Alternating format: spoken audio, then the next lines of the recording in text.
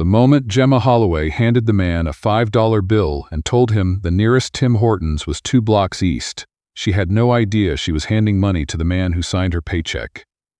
She didn't know it then. She wouldn't know it for a very long time.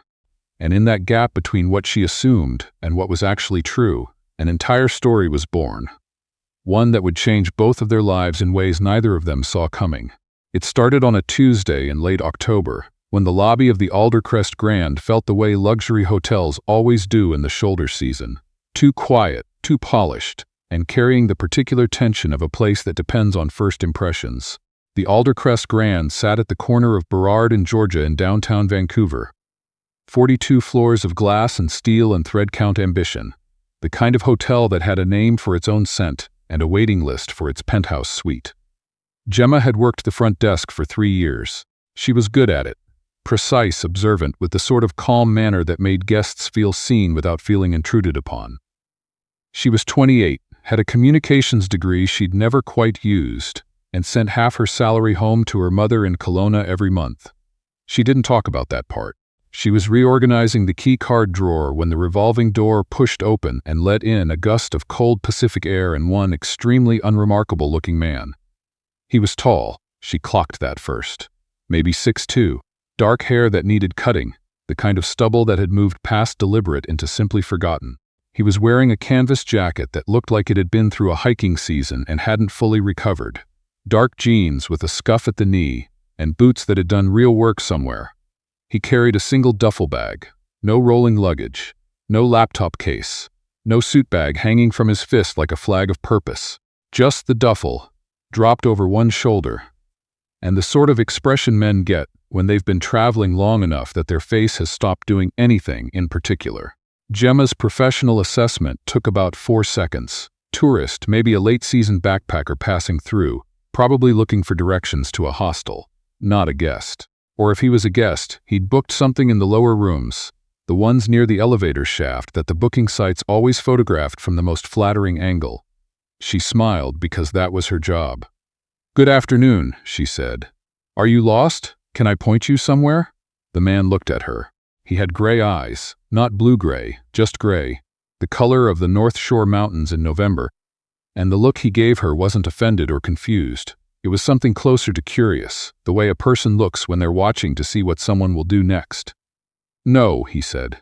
"I'm not lost." He walked to the desk. Gemma recalibrated. "Walk in." She kept the smile in place. "Welcome to the Aldercrest Grand. Do you have a reservation?" "I do," she typed. "Last name?" "Ashford." She typed again, and then stopped.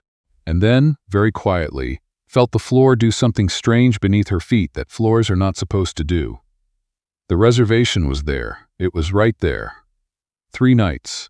The Aldercrest suite, which was not called the penthouse, because the Aldercrest Grand considered the word penthouse insufficiently specific. The Aldercrest suite occupied the entire 42nd floor.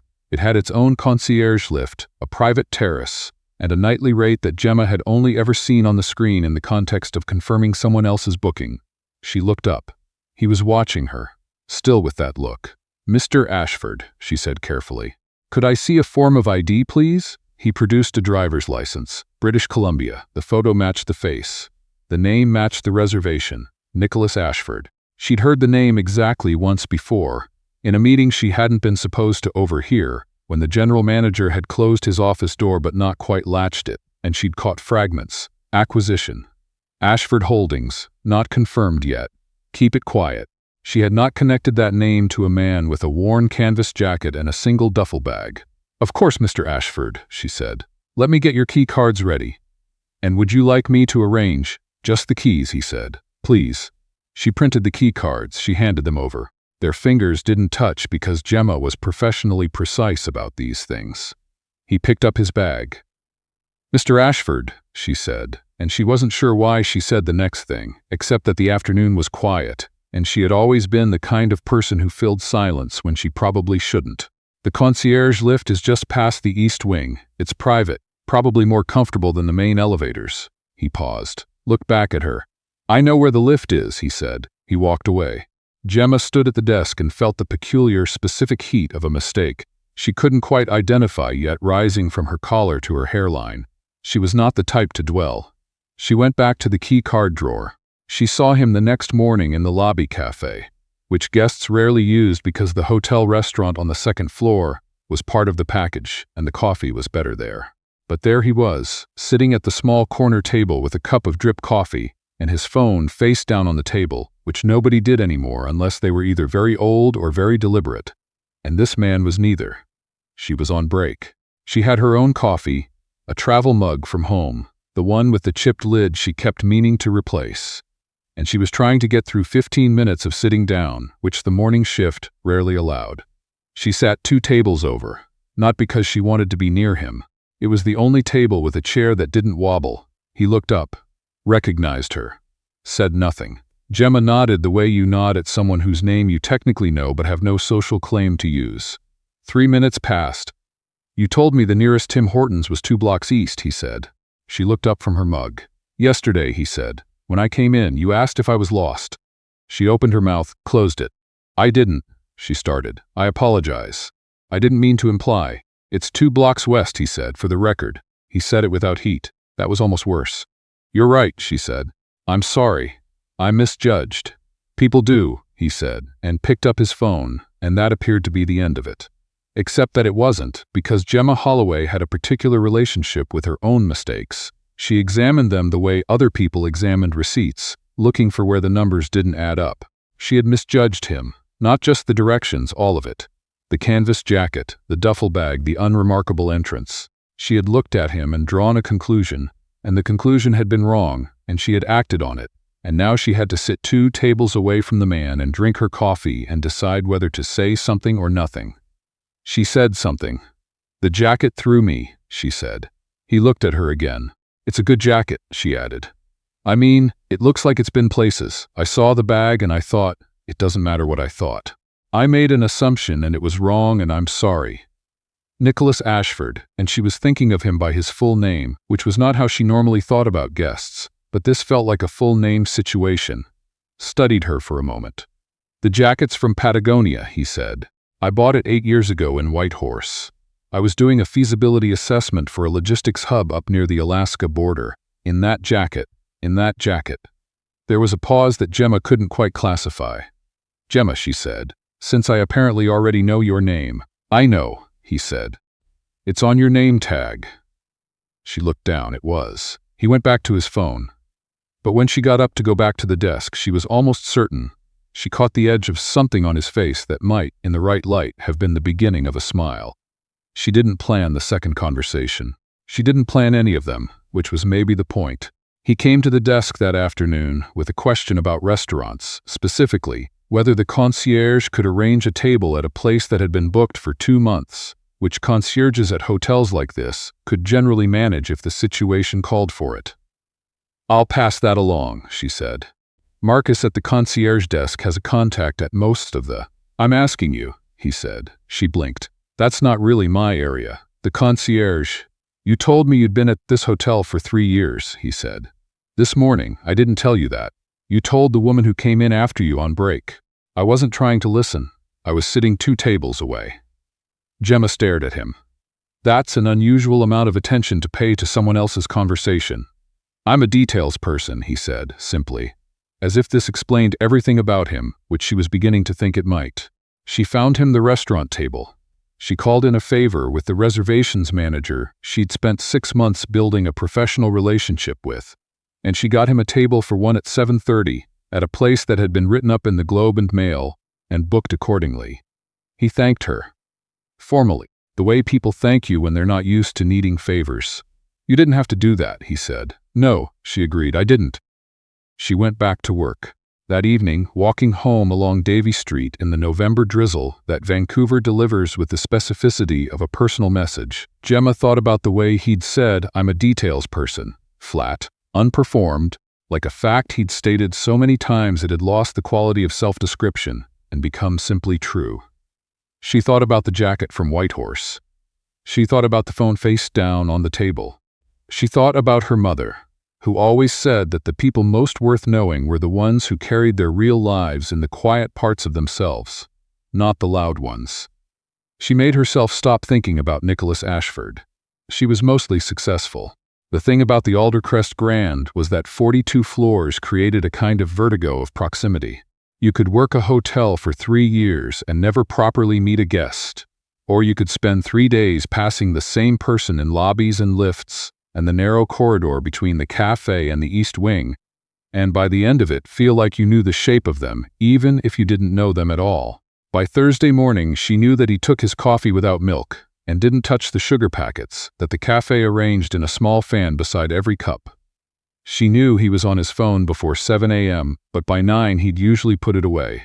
She knew he walked the seawall. She'd seen him come back in around 8:30, with damp shoulders and a slightly less closed expression than he usually wore, the particular loosening that cold air and physical movement does to people who live too much inside their heads. She knew, from a conversation she genuinely hadn't tried to overhear, that he'd canceled something in Toronto to be in Vancouver this week, and that the cancellation had been the right call but hadn't felt like one.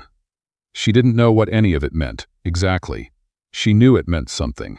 On Thursday afternoon, she was covering the desk alone. Her colleague Petra had gone to sort out a billing dispute on the 4th floor. When Nicholas Ashford came through the lobby with his jacket and his duffel, and the specific energy of a man who is leaving somewhere. "Checking out?" she said. "Extending," he said. 2 more nights, if there's availability in the suite." She checked. There was. She processed the extension with the efficient ease of someone who had done this 10,000 times, because she had and handed him a printed confirmation. He didn't take it immediately. "You grew up in Kelowna," he said. She looked up sharply. "You mentioned it this morning," he said. "To your colleague. On the phone you hear a lot of things," she said. "Only the interesting ones." The lobby was empty. The afternoon light came through the glass facade at a low November angle, turning everything slightly gold and slightly dishonest, the way late autumn light always does, making ordinary things look like the last of something. "I grew up in Kelowna," she confirmed. "Came to Vancouver for school. Stayed." She paused. "I send money home. My mother's on a fixed income. My dad died when I was 17. She wasn't sure why she said that last part. It came out the way true things sometimes do without an invitation. "She's fine. She's good. I just like knowing she's okay." Nicholas Ashford was quiet for a moment. Not the silence of discomfort, but the silence of someone actually absorbing what they've heard. "My father built the first Ashford property in 1987, he said. A 40-room motel outside Kamloops. He cleaned the rooms himself every morning before the housekeeping staff arrived, because he didn't think anyone else did it right." He paused. "He died in 2019. I still think about the way he used to check under the beds." It was the most personal thing he'd said since he arrived. Gemma recognized it for what it was. A reciprocation, offered carefully. The way you place something fragile on a table in front of someone you've decided, provisionally, to trust. "He sounds like someone worth knowing," she said. "He was," said Nicholas. He took the confirmation slip. The next morning he was in the lobby cafe again, at the corner table, phone face down. And when Gemma came for her break, he didn't look surprised to see her, which felt like its own kind of answer to a question she hadn't quite asked. She sat at the table with the wobbly chair this time by accident, and she spent 30 seconds trying to stabilize it before giving up. "Sit here," he said. Not an invitation exactly. More like a solution. She moved to his table. He moved his coffee half an inch to the left to give her room, and they sat together in the particular silence of 2 people who have been circling each other for days and have finally, without quite deciding to, stopped circling. "You know who I am," he said. "Not a question." "I know you own this hotel," she said. "And I know I told you the Tim Hortons was 2 blocks east when it's 2 blocks west. And I implied you were a backpacker who needed directions.